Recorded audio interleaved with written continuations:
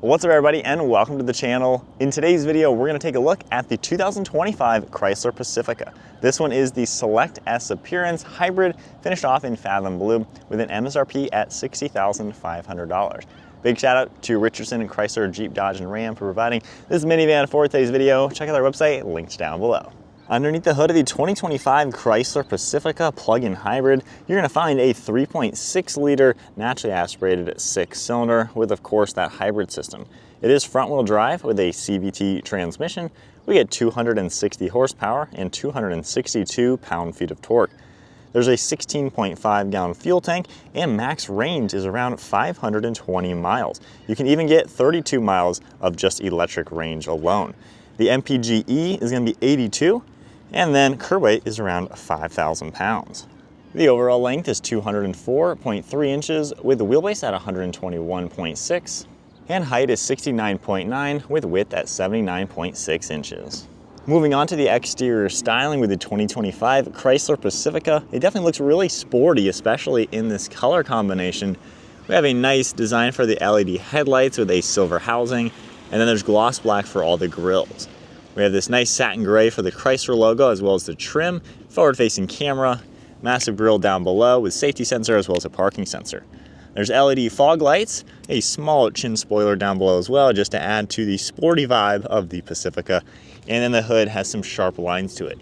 Certainly a mean-looking minivan, honestly. Has a cool look overall.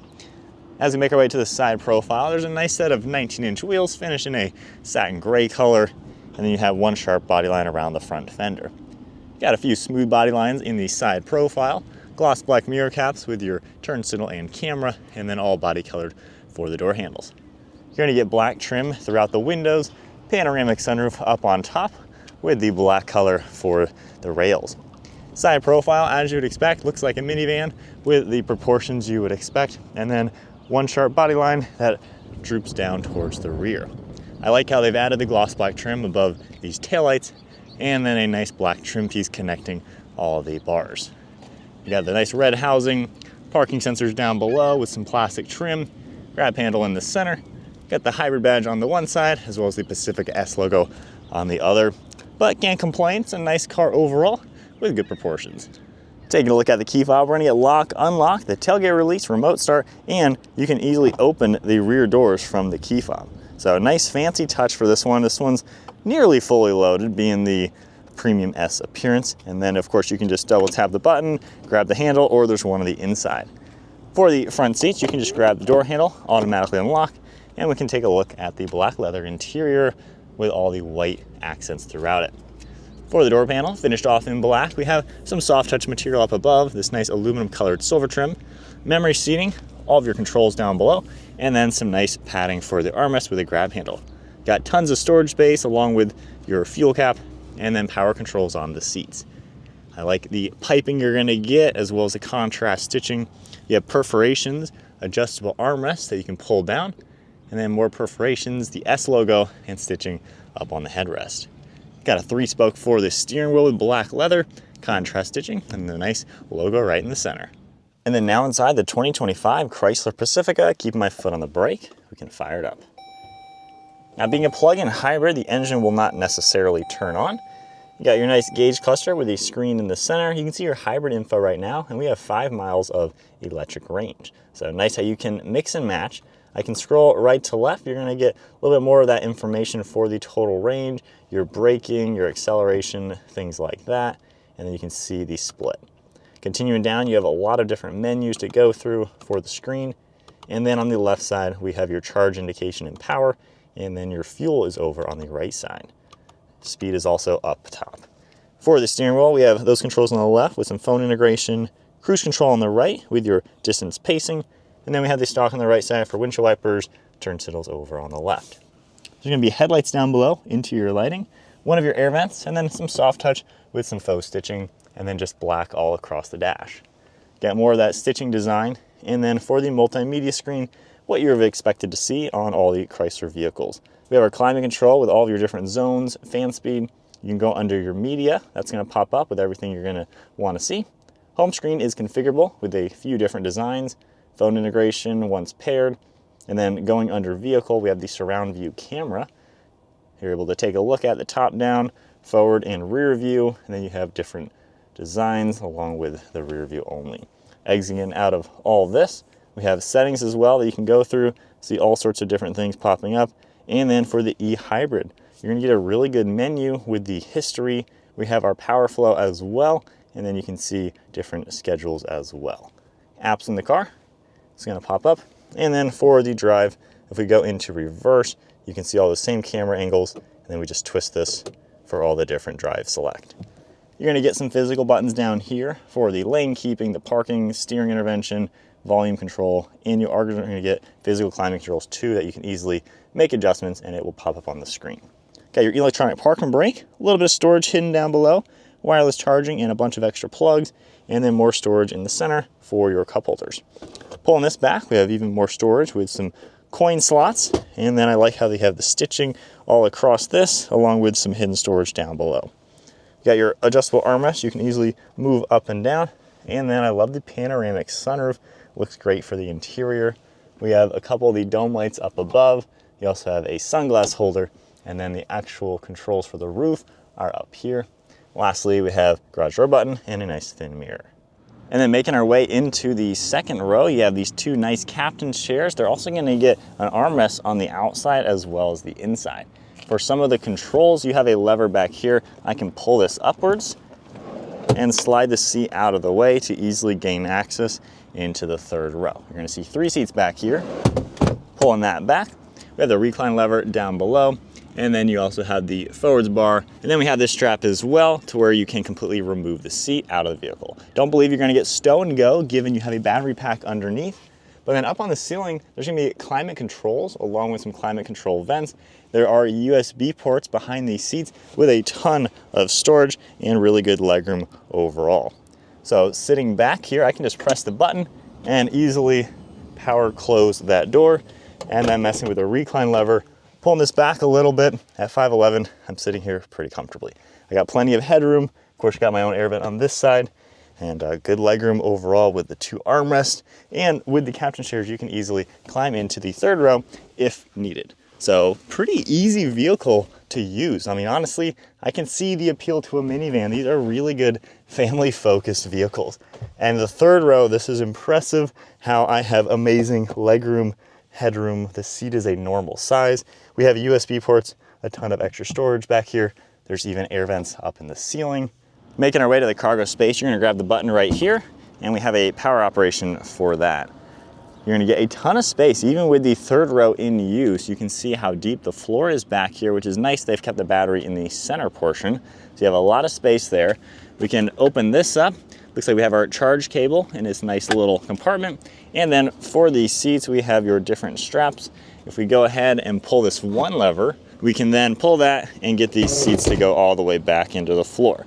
So basically that's gonna unlock it, and then with your other hand, you're gonna pull the top, and with a little bit of a move, it'll fold nice and flat into the cargo space, giving you a really flat area. And then of course you can remove those seats or fold them nice and flat. From here, we're just gonna grab the strap, lift the seat upwards, give it a little push, lock it into place, and then we can pull them all back. So overall, pretty useful, very easy to operate. And then to go ahead and close everything, we just have the one button over here, and we can close down the power lift gate. All right, so setting off now in the Pacifica Hybrid. So depending on, of course, the charge you have going, you're gonna get a lot more range than right now. However, regardless, you're still gonna get that electric power. So on the 1 gauge, you can actually view the EV system. Right now is that blue bar, and then the dark blue is the engine taking over. So you're able to kind of have that blend of EV power, the charge, and then the engine. So really cool to see how that all works and everything.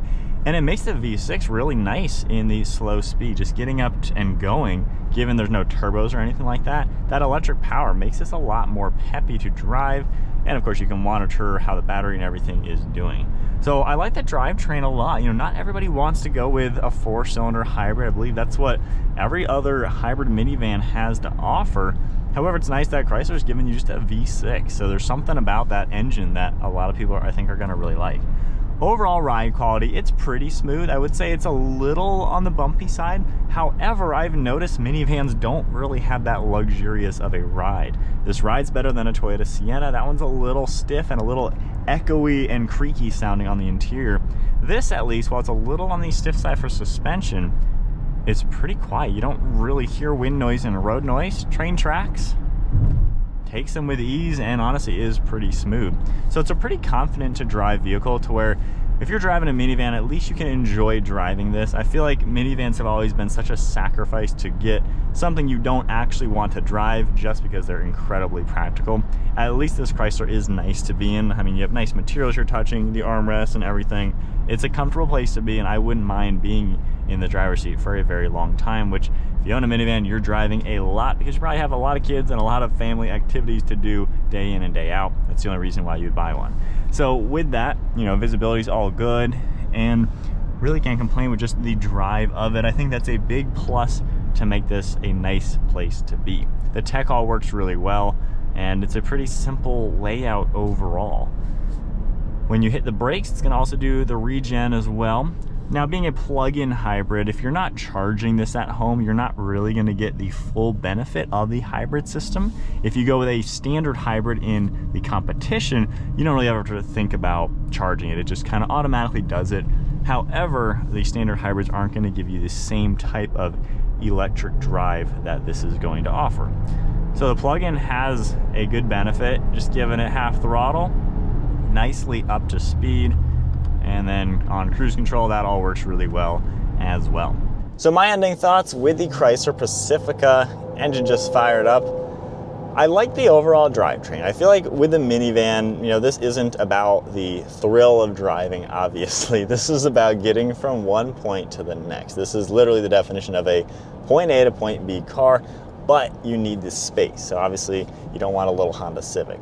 So with a minivan like this, I like how you have a V6, so a robust, simple engine, but then with the hybrid system, it adds the power that you would want from maybe a turbocharger, but it's less complicated in some ways. I guess mechanically it's less complicated, but the EV motor gives you that power down low to where it's pretty peppy off the line. It gets up and moves, and if you charge it up, the fact that you can drive in electric mode and things like that, depending on your day-to-day drive, maybe just taking the kids to school and back in the morning, maybe that's a 20-mile trip. As long as you charge it overnight, you can just drive in EV mode, and you're probably gonna save, honestly, a lot of gas with a plug-in hybrid like this, given you're probably gonna be doing a lot of short commuting trips.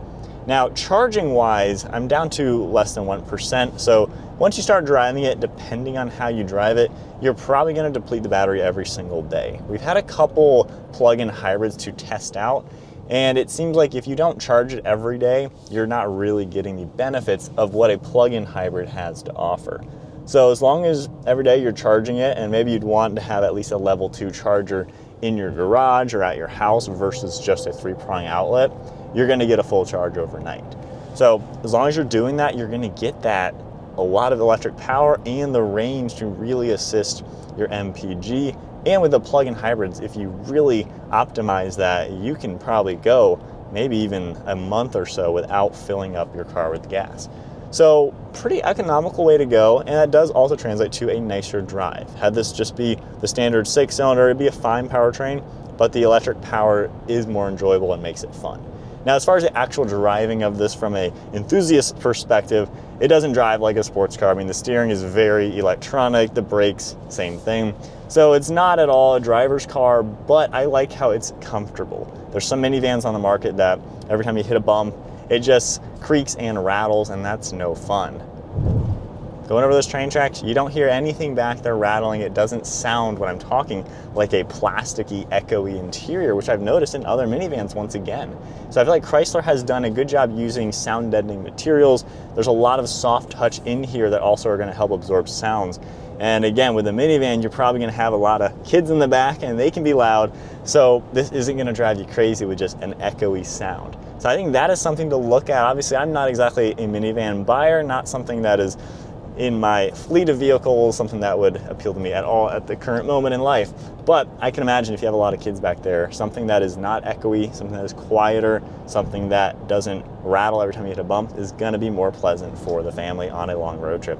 And to me, this is probably up there, maybe the best choice to go with. I know Chrysler has always done a really good job on their vans, and people have always loved, from the Town and Country, the Grand Caravan, now into the Pacificas. You know, people always love these for a reason. And even just driving this, I've now been in, I guess, every single 2025 minivan, and this probably is the most solid feeling one that just kind of feels like a normal vehicle. You're not just getting a jumbo family hauler at the end of the day, you're getting a nice car at the end of the day.